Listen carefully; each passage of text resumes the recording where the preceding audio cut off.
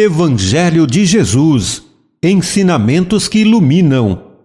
Tema: em busca da autoiluminação. Aprender a ser. As obras. O Evangelho segundo o Espiritismo, capítulo 17, por Allan Kardec. O Livro dos Espíritos, questões 629 e 630, Allan Kardec. E o livro Refletindo a Alma, a Psicologia Espírita de Joana de Ângeles, psicografia de Divaldo Franco, capítulo 2, as reflexões com Cláudio Sinotti. Aprender a ser. Importante reservar um tempo para si mesmo, buscar desenvolver este hábito muito saudável e, nesses momentos, se perguntar: quem sou? Não nos referimos à persona, mas sim ao espírito imortal, portador de uma bagagem existencial. Quais são seus anseios?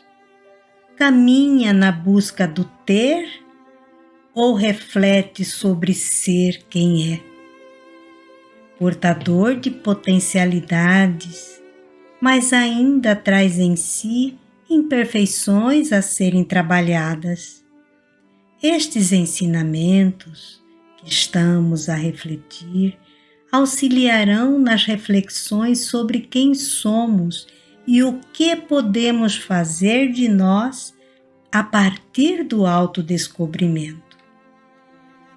Na questão 630 de O Livro dos Espíritos, Allan Kardec indaga aos benfeitores da humanidade: que definição se pode dar da moral? Respondem os espíritos superiores: a moral é a regra de bem proceder, isto é, a distinção entre o bem e o mal. Funda-se na observância da lei de Deus. O homem procede bem quando faz tudo pelo bem de todos, porque então cumpre a lei de Deus. E na 630 ele faz a seguinte indagação: como se pode distinguir o bem do mal? O bem é tudo que é conforme a lei de Deus, e o mal é tudo que dela se afasta. Assim, fazer o bem é proceder de acordo com a lei de Deus.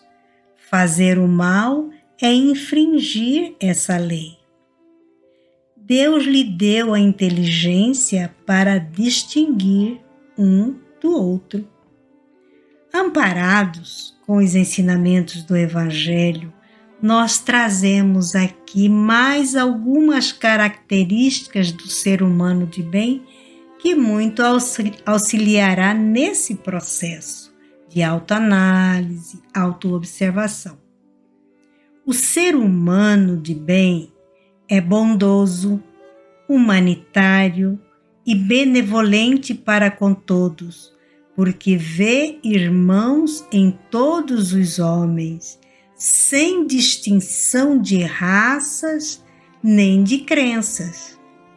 Se Deus lhe concedeu o poder e a riqueza, considera essas coisas como um depósito que deve usar para o bem, e disso não se envaidece, por saber que Deus lhe deu tudo isso, também poderá retirá-los.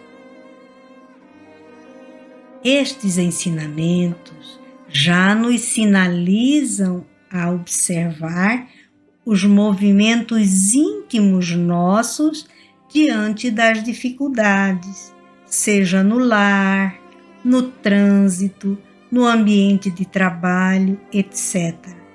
Como agimos? Prestamos atenção nas emoções e sentimentos que eclodem nesses momentos? Como lidar com elas? Todas estas referências bibliográficas que temos apresentado podem auxiliar e, se for preciso, busque a ajuda de um psicólogo, um terapeuta, e assim aprenderá a se conduzir com segurança e leveza. Agora leremos o item Aprender a Ser da obra Refletindo a Alma. A partir do momento em que decidimos pautar a nossa vida nos valores intrínsecos da alma, partimos para o grande desafio de ser. Saímos da condição de pessoa espelho, definida por Joana de Ângeles como todo aquele que reflete as conveniências dos outros para refletir a nossa própria essência.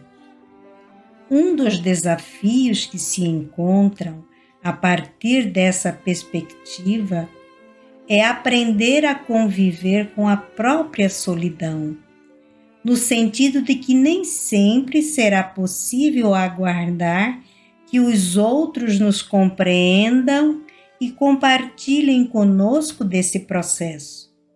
É por isso que a autora reforça: o homem deve ser educado para conviver consigo próprio, com a sua solidão, com os seus momentâneos limites e ansiedades, administrando-os em proveito pessoal, de modo a poder compartilhar emoções e reparti-las. Certamente que não se trata da solidão patológica ou de isolar-se por não entender ou suportar a convivência com os outros, mas da importância de interagir com esse ser que somos, mas que por conta das suas estruturas inconscientes nos torna desconhecidos de nós mesmos.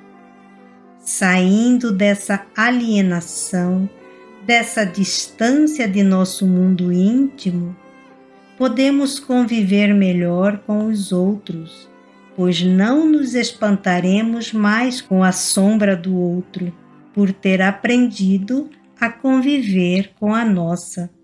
A síntese do aprender a ser pode ser encontrada na seguinte proposta: a educação, a psicoterapia, a metodologia da convivência humana devem estruturar-se em uma consciência de ser, antes de ter, de ser, em vez de poder, de ser, embora sem a preocupação de parecer. O que conheço de mim mesmo é muito pouco para saber quem sou efetivamente. Ou, como diz Jamie Hollis, o eu que conheço não conhece o suficiente para saber que não conhece o suficiente. Necessitamos compreender a influência do processo coletivo em nós, em especial de tudo aquilo que se encontra distante do self, da essência que sou, e aprofundar a busca do ser. É comum verificarmos um grande impulso externo para ter em vez de ser. Se isso ocorre, precisamos questionar quanto da minha busca pessoal é feita no ter? Uma análise honesta revela que é muito intensa essa busca na atualidade. Queremos ter coisas, ter posses, ter pessoas. Quando buscamos ser, em vez de poder, estruturamos nossas relações em bases mais sólidas. Na concepção de Jung, amor e poder caminham em polos opostos. Quando se manifesta o desejo de poder, aí não existe o amor, pois um é a sombra do outro. As tentativas de dominar o outro, de controlar e exercer poder, demonstram exatamente a força oposta que permanece ativa no inconsciente. O medo, a insegurança, a fragilidade. Quando buscamos ser, passamos a lidar melhor com as habilidades ainda não desenvolvidas, com nossos medos e limites, e por isso não precisamos exacerbá-los ou escondê-los por trás de máscaras bem construídas. Por consequência, a conquista do ser nos liberta da tentativa de parecer algo diferente do que somos ou estamos.